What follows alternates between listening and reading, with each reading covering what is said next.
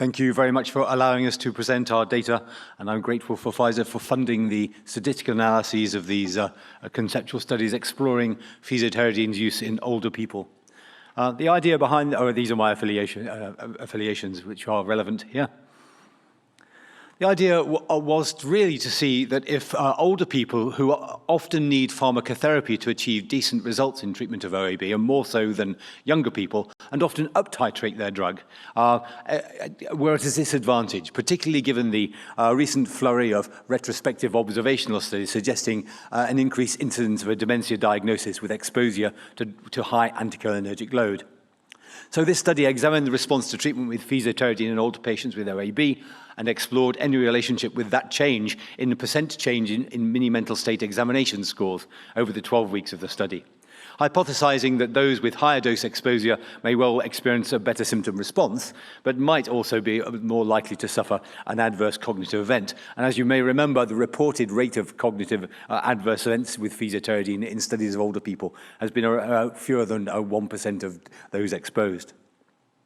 So we used data from 2 RCTs, which used MMSE at baseline and 12 weeks, and plotted that versus the number of people who achieved either a 50 or 100% response to various OAB symptoms, urgency, episodes, urgency incontinence, nocturnal micturition, and daytime micturition frequency, and looked at them together.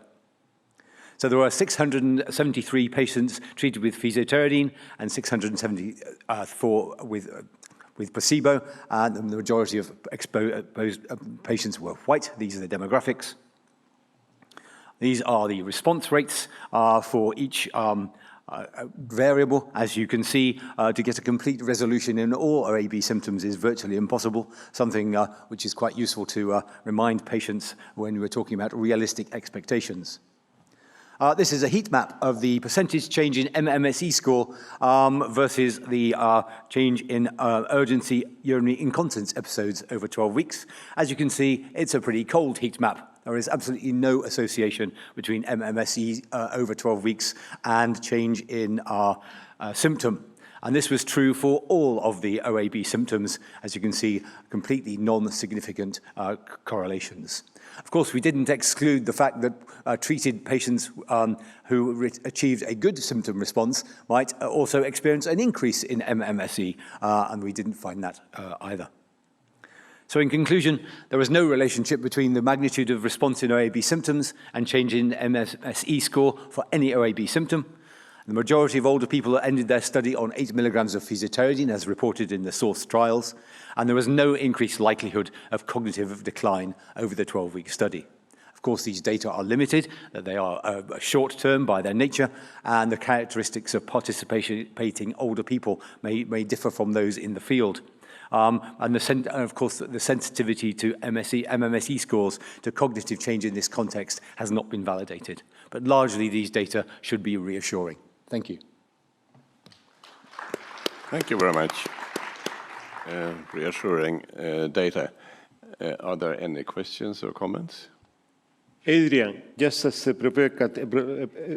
kind of provocative question, how reliable is the mini-mental state examination to demonstrate or to cognitive dysfunction? Well, we don't know. Cognitive adverse events to antimuscarinics for overactive bladder at the doses we use appear to be idiosyncratic. We know that even in frail older people in nursing home residents, there is no associated delirium over a year. We have no studies which have validated the sensitivity of MMSE scores in detailed cognitive studies. We're doing one for the Montreal Cognitive Assessment now, but MMSE, we're not sure. Okay. Alan? Yeah, Alan Wayne from Philadelphia. So how do I answer the internists and geriatricians of my place when they call me and say, you put this guy on, solifenacin or fesoterodine? I mean, don't you read the literature at all? Well, you tell him, Alan, you tell him he's an idiot. He's ascribing association with the causation, and he really needs to go and read his data.